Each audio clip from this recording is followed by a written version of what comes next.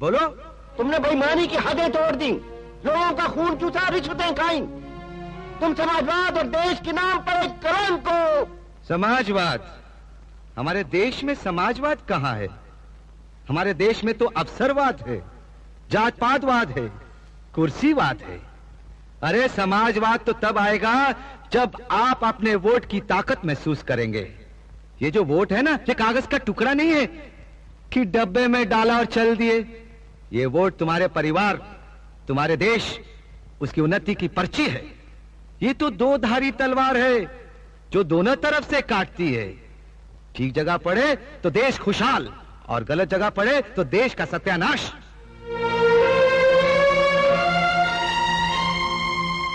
अरे भाइयों, हम तो आपसे एक सवाल पूछते हैं। जब आप अपनी बहन या बिटिया की शादी तय करते हैं तो पहले अच्छा लड़का ढूंढते हैं, अच्छा खानदान देखते हैं, उसके गुण और अवगुण देखते हैं, तब जाकर कन्या की शादी करते हैं।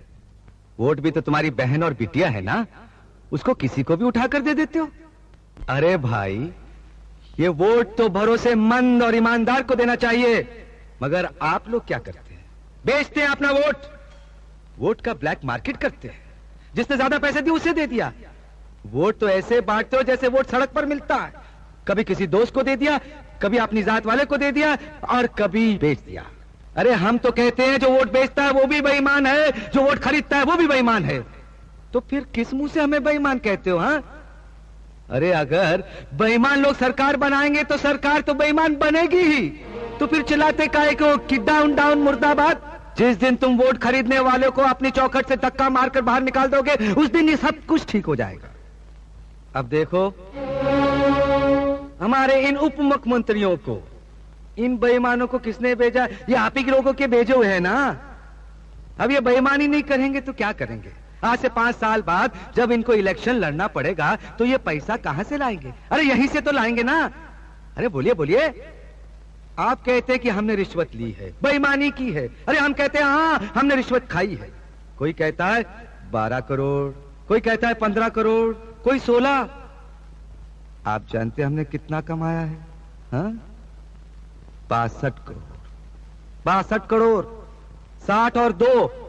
हाँ, अरे ना सोचिए तो सही, अगर 6 महीने में हमने 62 करोड़ रुपया कमाया है तो हमसे पहले इतने लोगों ने इतने सालों में कितने करोड़ कमाए होंगे? हाँ? हिसाब लगा सकते हैं आप? अरे जब आप हमारा हिसाब नहीं लगा सके तो उन लोगों का हिसाब कैसे लगा सकते हैं? अरे हम तो कहते हैं उन लोगों से हिसाब मांगो, हम तुम्हारे साथ हैं, हम भी मिलकर हिसाब मांगेंगे। क्यों?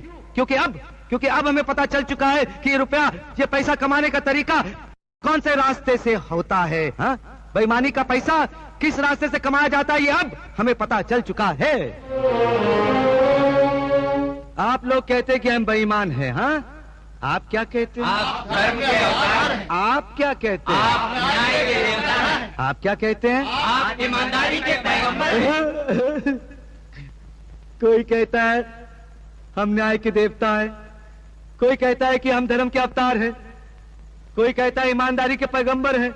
मगर हम क्या है? हम बेईमान हैं। हम भी जानते हैं, आप भी जानते हैं, लेकिन ये नहीं बोलेंगे। सुन लिया आप लोगों ने? क्योंकि हम इनका कच्चा चिट्ठा जानते हैं ना, इनका बांडा फोड़ सकते हैं। इसलिए तो हम इन बेईमानों के मुखिया बन गए। पर हमारी बेईमानी की कमाई गई कहां? क्या हम निकल गए? अरे हराम का पैसा तो कोर्ट बंद के सामने फूटता है, हमारे सामने भी फूट सकता था। हमारी बिटिया की शादी